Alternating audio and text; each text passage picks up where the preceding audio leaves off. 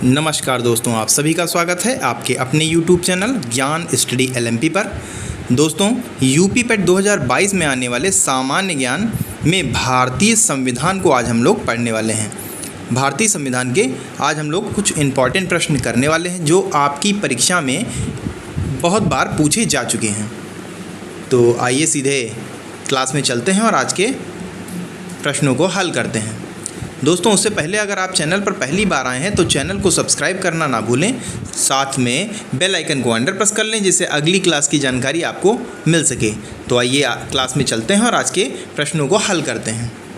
आज का हमारा पहला प्रश्न है, भारत की संविधान सभा किसके अनुसार गठित हुई? आपके ऑप्शन है साइमन कमीशन का प्रस्ताव, क्रिप्स प्रस्ताव, माउंटबेटन योजना, कैबिनेट मिशन योजना।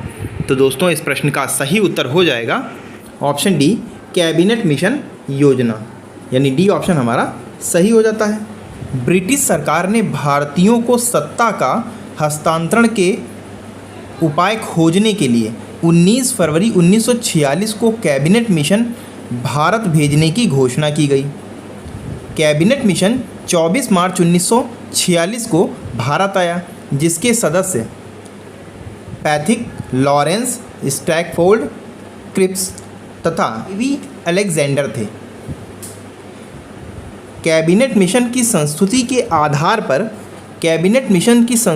आधार पर भारतीय संविधान के निर्माण के लिए संविधान सभा का गठन जुलाई 1946 में किया गया।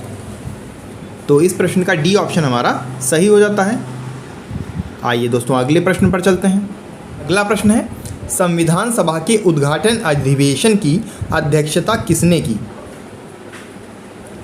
आपके ऑप्शन है Jawaharlal Nehru, BR Ambedkar, C option में है सच्चिदानंद सिन्हा और डी ऑप्शन में है राजेंद्र प्रसाद। तो दोस्तों, इसमें पूछा गया है संविधान सभा के उद्घाटन अधिवेशन की अध्यक्षता।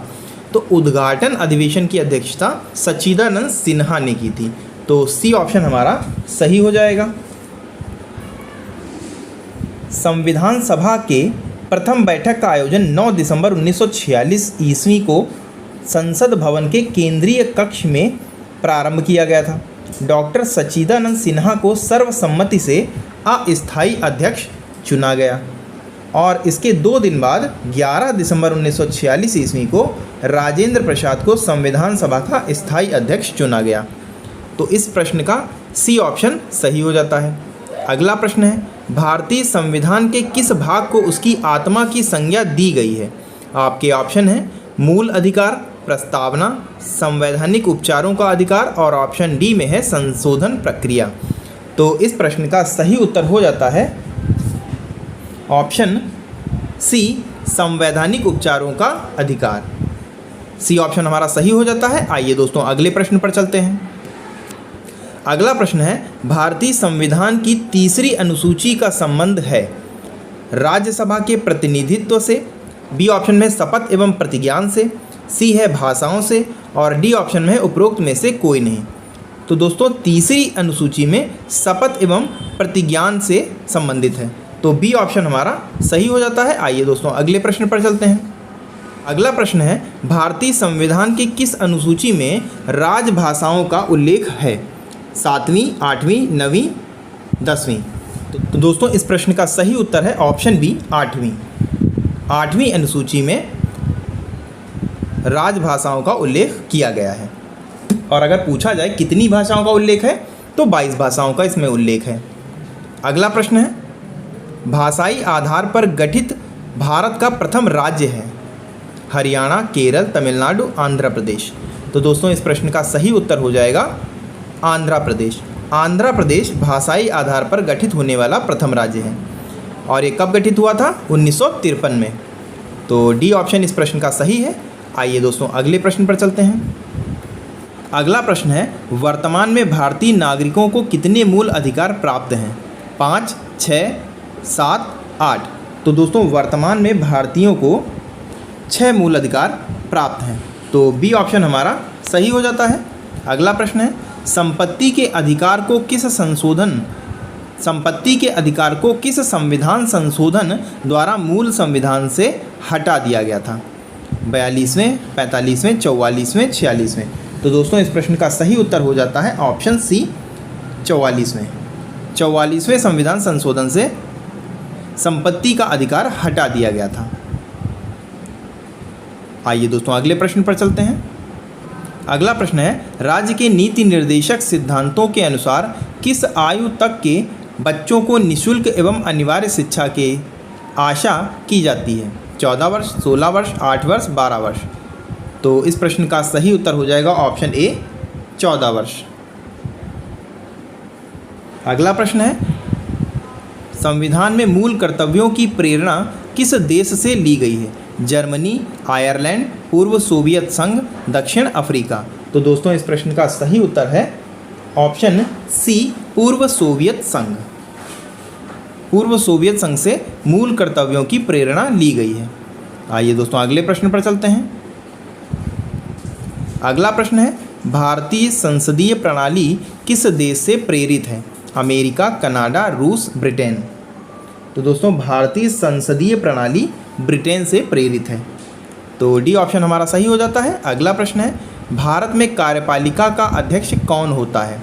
राष्ट्रपति, प्रधानमंत्री, विपक्ष का नेता, भारत सरकार का मुख्य सचिव। तो दोस्तों भारत में कार्यपालिका का अध्यक्ष राष्ट्रपति होता है।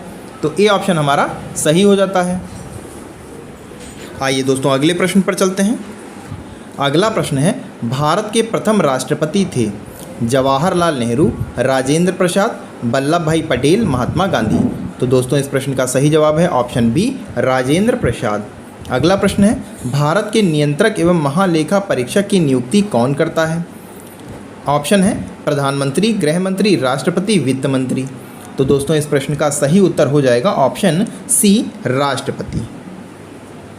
भारत के नियंत्रक एवं महालेखा परीक्षक एक स्वतंत्र संस्था के रूप में कार्य करते हैं और इस पर सरकार का नियंत्रण नहीं होता है। भारत के नियंत्रण और महालेखा परीक्षक की नियुक्ति राष्ट्रपति द्वारा की जाती है। नियंत्रक एवं महालेखा परीक्षक ही भारतीय लेखा परीक्षा और लेखा सेवा का भी मुखिया होता है। तो सी ऑप्शन हमारा सही हो जाता है। आइए दोस्तों अगले प्रश्न पर चलते हैं। अगला प्रश्न है, राज्य की कार्यपालिका का प्रमुख कौन होता है? राज्यपाल, मुख्यमंत्री, विधानसभा अध्यक्ष, राष्ट्रपति। तो दोस्तों राज्य की बात है तो यहाँ पर राज्यपाल होगा। ए ऑप्शन हमारा सही हो जाएगा। अगला प्रश्न है, भारत के सर्वोच्च न्यायालय में न्यायाधीशों की कुल संख्या है? 24, 25, 34, 27। तो दोस्तों इस प्रश्न का सही उत्तर हो जाएगा ऑप्शन सी 34। भारत के सर्वोच्च न्यायालय में न्यायाधीशों की कुल संख्या 34 है। आइए दोस्तों अगले प्रश्न पर चलते हैं। अगला प्रश्न है, सरकारीय आयोग का गठन किया गया था राज्यों के संबंधों के परीक्षण हेतु, केंद्र व राज्यों के संबंधों की कार्यप्रणाली के परीक्षण हेतु। सी ऑप्शन में है सार्वजनिक संस्थानों की कार्यप्रणाली के परीक्षण हेतु। डी ऑप्शन में है राज्यों के पानी संबंधी विवादों को सुलझाने हेतु। तो दोस्तों इस प्रश्न का सही उत्तर हो जाएगा केंद्र व राज्यों के संबंधों की कार्यप्रणाली के परीक्षण हेतु, यानी बी ऑप्शन हमारा सही हो जाता है। आइए दोस्तों अगले प्रश्न पर चलते हैं। अगला प्रश्न है, भारतीय संविधान की 7वीं अनुसूची के अंतर्गत राज्य सूची में निम्नलिखित में से किसका उल्लेख नहीं है? शिक्षा, विद्युत, रेलवे, वन। दोस्तों इस प्रश्न का सही उत्तर हो जाएगा ऑप्शन सी रेलवे। रेलवे दोस्तों राज्य सूची का विषय नहीं, ये केंद्र सूची का विषय है। अगला प्रश्न है, निम्नलिखित में से कौन राज्य सूची में नहीं है? कृषि, जल, सिंचाई, सुरक्षा। तो दोस्तों इस प्रश्न का सही उत्तर हो जाएगा सुरक्षा। सुरक्षा दोस्तों राज्य सूची का विषय नहीं, ये केंद्र सूची का विषय है। आइए दोस्तों अगले प्रश्न पर चलते हैं। अगला प्रश्न है, पंचायती राज का मुख्य उद्देश्य क्या है? कृषि उत्पादकता को बढ़ाना, लोगों की राजनीतिक जागरूकता को बढ़ाना, लोगों को विकास मूलक प्रशासन में भागीदारी योग्य बनाना, रोजगार बढ़ाना। दोस्तों इस प्रश्न का सही उत्तर है लोगों को विकास मूलक प्रशासन में भागीदारी योग्य बनाना, यानी सी ऑप्शन हमारा सही हो जाता है। आइए दोस्तों अगले प्रश्न पर चलते हैं। अगला प्रश्न है, अशोक मेहता समिति निम्नलिखित में से किस मुद्दे पर सिफारिश देने के लिए गठित की गई थी? ऑप्शन है केंद्र एवं राज्यों के बीच कर राजस्व का बंटवारा, पंचायती राज व्यवस्था, राज्यपालों की नियुक्ति, राष्ट्रपति एवं उपराष्ट्रपति के चुनाव। दोस्तों इस प्रश्न का सही उत्तर है ऑप्शन बी, पंचायती राज व्यवस्था। तो दोस्तों आज के लिए बस इतना ही। कैसी लगी आज की क्लास कमेंट करके ज़रूर बताएं, और कितने प्रश्न आपके सही हुए ये भी कमेंट करके बताएं।